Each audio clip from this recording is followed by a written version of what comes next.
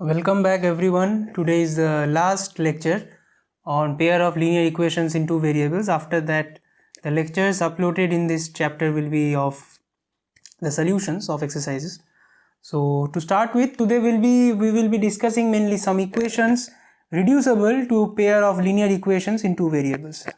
So to start with, we can have a particular case. For example, we have two equations like, let us say 2 by x plus 3 by y equals to 13 and 5 by x plus, not plus, minus, let me take minus 4 by y equals minus 2. So we are given two equations like this. Now how to solve them? So in this type of equations, the trick is that we put 1 by x equals a. We put 1 by x equals a and 1 by y equals b. So the equation changes to 2a plus 3b equals 13. This becomes the new equation. Let it be Roman 1. And 5a minus 4b equals minus 2. This is Roman 2. Now these are well known equations to you. You can solve this in many ways. Everything is taught. So after solving this, you can finally get the values of a and value of b, and now a equals to 1 by x. So putting a equals to 1 by x, we can get the value of x to be 1 by a and the value of y to be 1 by b. So this is how we can get the value of x and y. This is a particular type of problem. I am not taking examples of this particular type. Another particular type which is reducible to this one is like, for example, if you get something like this. So let us take equation like 10 by x plus y plus 2 by x minus y equals to 4 and 15 by x plus y minus 5 by x minus y equals to minus 2. For example, we take equations like this. So here the trick is to make it converted to the equations we know. Here we put 1 by x plus y equals to a and 1 by x minus y equals to b. So when we put this, we finally get equations of the format of 10a plus 2b equals 4 and 15a plus minus 5b equals minus 2. Now from these two we can easily get the value of a and the value of b, and we know the value of a which comes out to be a numerical value. It comes out to be 1 by x plus y, and from here we can find the value of x plus y. We can find a particular value of x plus y, and also from here, from b, we can find a value of x minus y. Okay, so finally after doing this, we have come to the point where we know x plus y equals to some numeric value, let it be k1, a numeric value, and x minus y equals to another numeric value, let it be k2. Now again, this is also very familiar to you. You can solve this thing easily and get the value of x and y. So I hope this is clear how to deal with this type of problems. Now here in case of x and y, maybe it is 3x plus 2y and 3x minus 2y.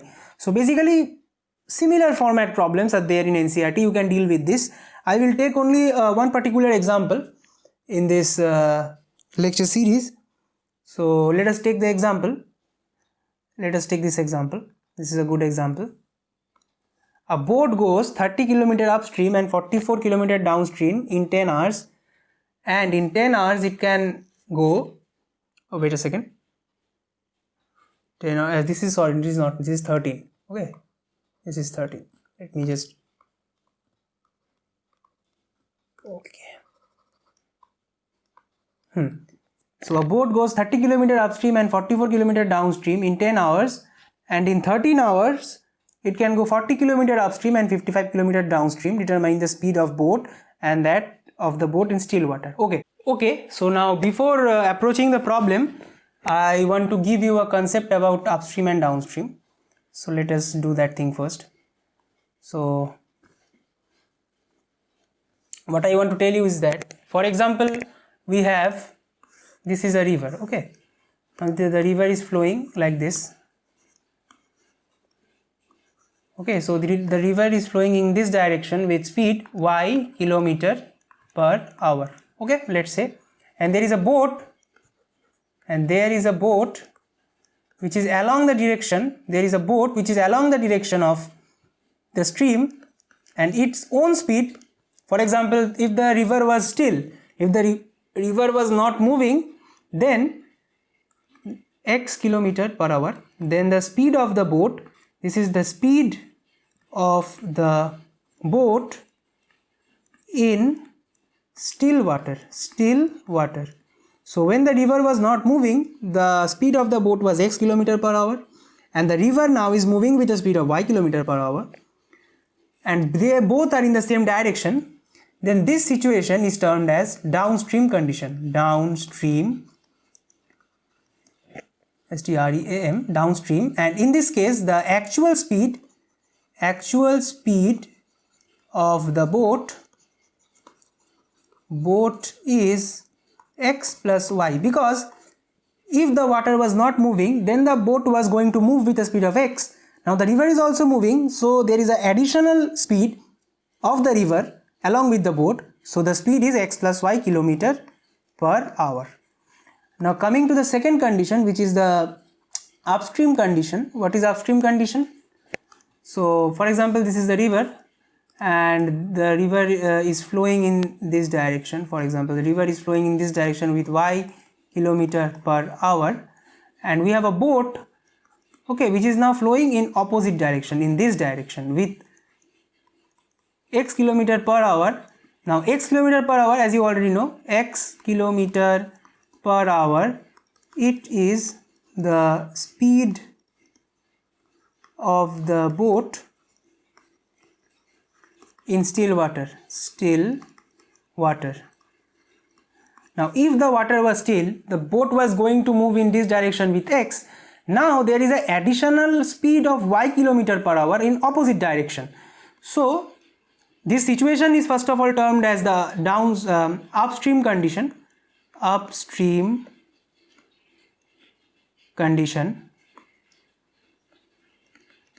That is when the direction of flowing of boat and flowing of river are opposite, it is the upstream condition.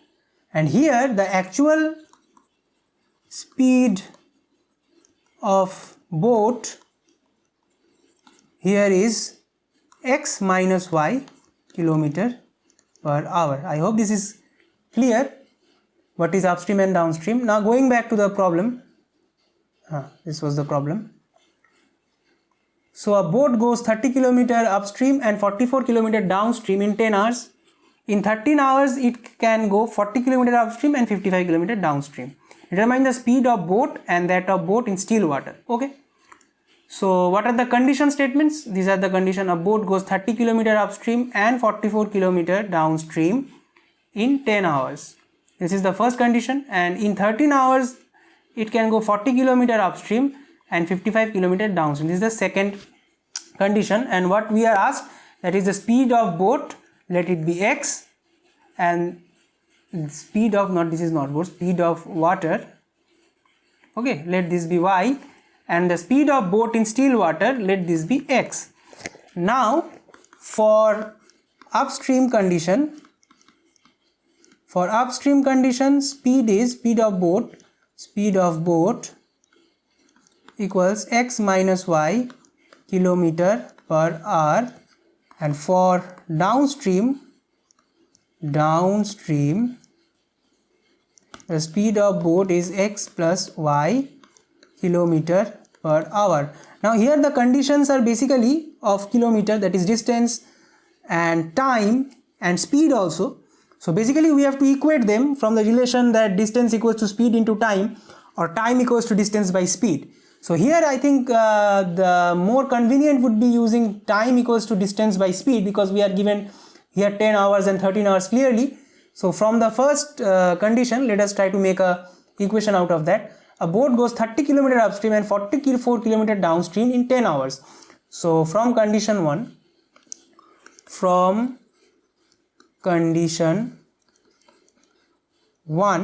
what we get, boat goes 30 km upstream and 44 km downstream in 10 hours. So 10 hours is basically the time taken to go 30 km upstream and 44 km downstream. So time taken to go 30 km upstream will be 30 by the upstream speed is x minus y, 30 by x minus y, and 44 km downstream, that will be 44 by x plus y. Okay, so I hope this is clear. This is the first equation. We are just equating the time here. And the second thing is 13 hours, in 13 hours it can go 40 km upstream and 55 km downstream. So 40 km upstream and 55 km downstream in 13 hours. So here in 13 hours it can go, let me see again, it can go 40 km upstream. Okay, so 40 km upstream, so 40 by upstream is x minus y, so x minus y plus 55 km downstream, 55 by x plus y. Now I have already discussed you how to solve this type of equations. So okay, let me solve one equation for you. So let 1 by x minus y equals to a and 1 by x plus y equals to b. Then what we have is 10 equals to 30a plus 44b and 13 equals to 40a plus 55b. Okay, so now proceeding, how to solve this thing? Okay, we can solve this by, let's say we are solving this by substitution. So from this equation, let me call this 1 and 2. So from 1, 10 minus 30a by 44 equals to b. Now putting this value of b in equation 2. So putting the value in equation 2, we get 13 equals 40a plus 55 into 10 minus 30, this is 30a by 44. So this is 4, 11, 4, 5 0. So finally we multiply both side by 4. So 13 4s are 52 equals to 160a plus 5 into 10 minus 30a. So finally 52 equals to 160a plus 50 minus, this will be 150a, or 52, so 2 equals to 160, so 2 equals to 10a, or a equals to 2 by 10 equals to 1 by 5. Okay, so 2 came out to be 1 by 5. So now putting a equals to 1 by 5 in equation 1, in equation 1. Now what was equation 1? Let me see that one. What was equation 1? So wait a second. Equation 1 was 10 equals to 30a plus 44b. 10 equals to 30a plus 44b. So here 10 equals to 30a. So 30 into 1 by 5 plus 44b. So this is 5 6er, or this will be 4 equals to 44b, or b equals 11. So finally we found a equals, oh sorry, we are left with no space. Okay, so let me just write here. So finally what we get is, we get a equals we get 1 by 5 and b equals 1 by 11. Now what was a?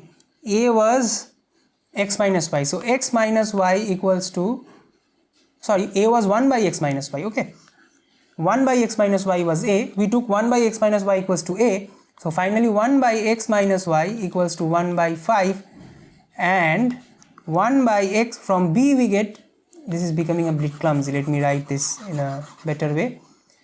So what we got is that we got a equals to 1 by 5, and we know a equals to 1 by x minus y.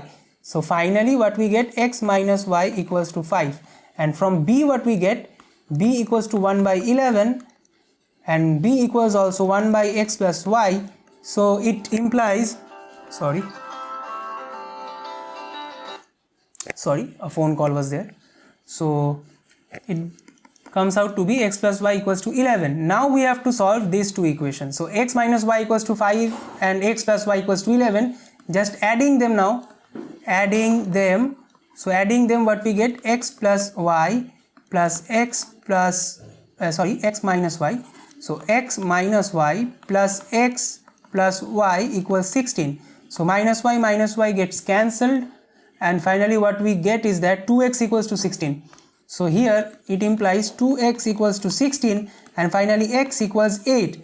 And putting this value, and putting the value x equals to 8 in any of this equation, putting x equals, for example we take this equation, putting x equals to 8 here, what we get is that 8 plus y equals to 11, therefore y equals 3. So finally we got x equals 8 and y equals 3. I hope the process I hope that you understood the process. So finally we get x equals 8 and y equals 3, where x equals to speed of boat in still water, and y equals to 3 is the speed of the river. So I hope this is clear how to approach the problems, and I hope after this you will be able to solve the problems of NCERT. And this is the end of simultaneous equation, rather end of pair of linear equations in two variables. So the next lecture series will be on quadratic equations. So stay tuned, I will be coming back soon. If you like the lecture, please like, share and subscribe to my channel. Bye.